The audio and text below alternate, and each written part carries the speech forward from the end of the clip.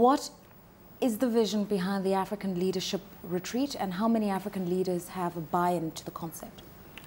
The vision behind the Africa Leadership Retreat is to gather political, business leaders and civil society during 1 week in South Africa in order to establish a plan and a roadmap, a vision for Africa 2020. Among the people who have confirmed, Graça Machel, Jerry Rawlings, Olusegun Obasanjo, Paulo Gomes, who is a former executive director of the World Bank, Thierry Tano, who is vice president at IFC for Africa and Latin America. We also have some international leaders like Ayn Grant, who is the vice chairman for Standard Chartered. We definitely also bring people from the civil society for their interests and perspectives to be taken into account while putting together that vision. All right, so what are you hoping that the African Leadership Retreat will accomplish? Because many people will say, we've spoken ad nauseum about governance issues in Africa. What we really need to sort out at this level are economic growth prospects for Africa's people.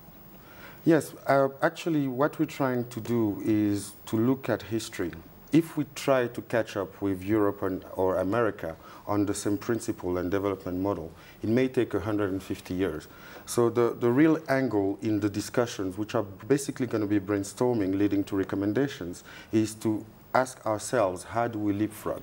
If you take the telecommunication sectors, for instance, we managed to skip fixed lines and get straight into the mobile industry to provide mobile telecommunications to people.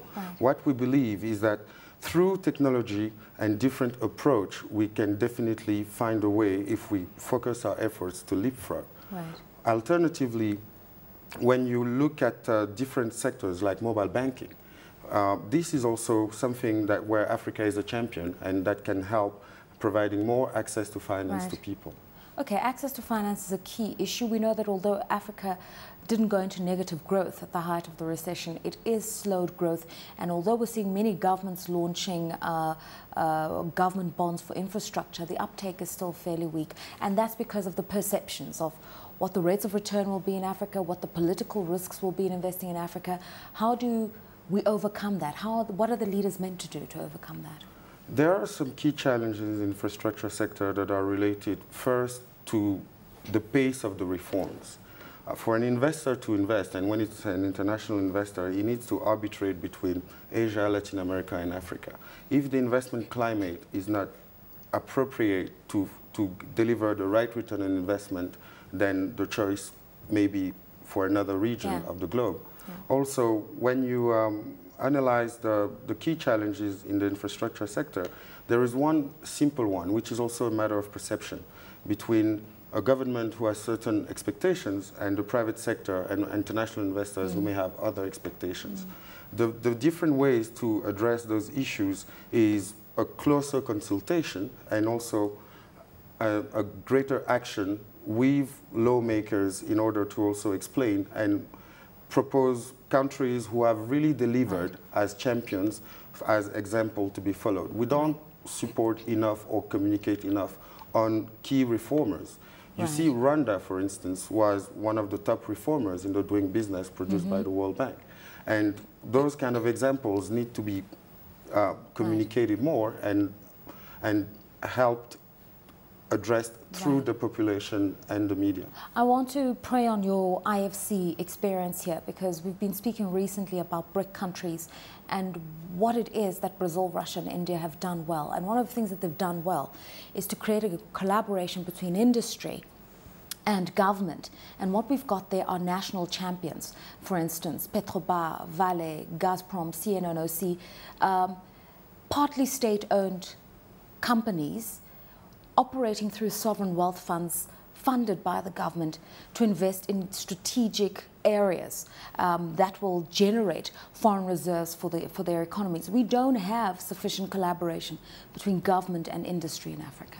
Yes, actually, one of the key, the examples that you mentioned in national champions is important and needs to be followed at the African level. We also need to look at the economies as they are in Africa. Countries are small in terms of size, population, and GDP.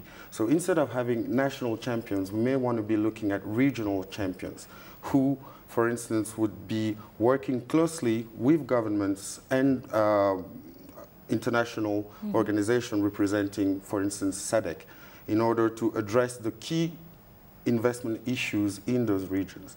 Secondly, when you look at the way things are structured from an investment point of view, indeed, countries like Russia and Brazil, you're talking about Brazil, 190 million people, which is, 20% of the African population in total. So they have the muscles in terms of sovereign wealth funds to add and help them grow. So we also first need to be strong in our internal market and work more towards regional integration and towards investments that would call the private sector with a vision that is discussed between the private sector and the government.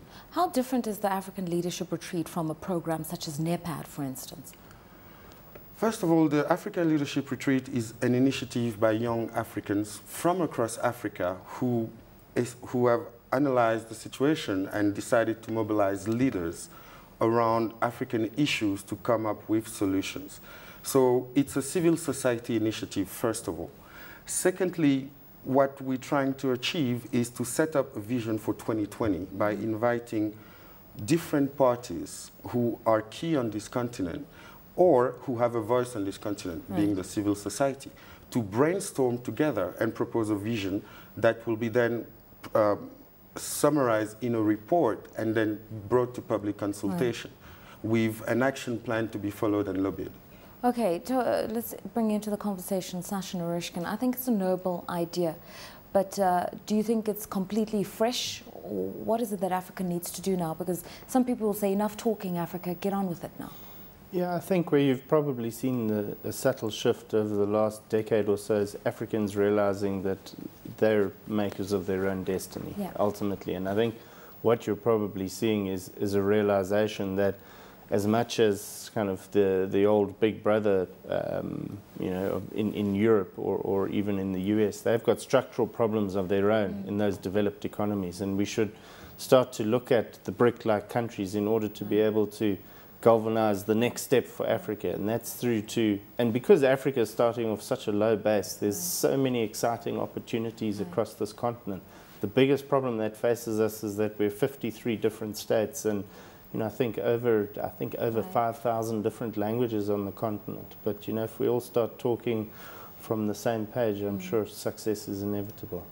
Yeah, and Mamadou, just a final question. We often hear about people talking about a new breed of African leaders, and certainly in the work that I do, I'm beginning to see an emergent breed of young Africans coming from the diaspora to come and contribute to change in their countries, whether through investments as entrepreneurs or working for a variety of multilateral institutions. So there is a spirit of change, but within that context, you still have the stalwarts in Africa, those leaders who are stubbornly holding on to power, don't respect democracy in any way, shape or form, may invest towards social development, but on the social contract that they retain power.